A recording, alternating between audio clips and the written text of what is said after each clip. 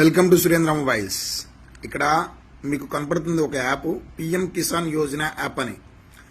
కొత్తగా ఫస్ట్లో ఏమైందంటే ఆంధ్ర బ్యాంక్ ఈకేవైసీ అప్డేట్ అని వచ్చింది, తర్వాత ఎస్బీఐ బ్యాంక్ ఈకేవైసీ అప్డేట్ అని వచ్చింది. తర్వాత ఏమైందంటే అందరూ జనాలు తెలుసుకున్న తర్వాత మోసపోరు కదా, వస్తే రిమూవ్ చేయటం జరుగుతుంది. సో ఇప్పుడు వచ్చేసరికి కొత్తగా ఏం జరుగుతుందంటే పిఎం కిసాన్ యాప్, ఇదో చూడండి ఒకసారి, పిఎం కిసాన్ యోజన యాప్ అంటే వాళ్ళు పేరు మారుస్తున్నారనమాట.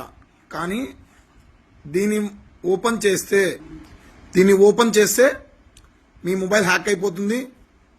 అండ్ దాంతోపాటుగా మీ బ్యాంక్లో బ్యాలెన్స్ కానీ మొత్తం టోటల్గా జీరో అయిపోతాయి.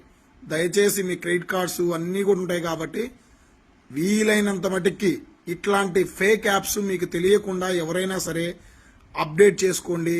PM Kisan Yojana, Andhra bank KYC update, SBI KYC update ఇట్లాంటివి వస్తే మాత్రం దయచేసి ఓపెన్ చెయ్యొద్దు.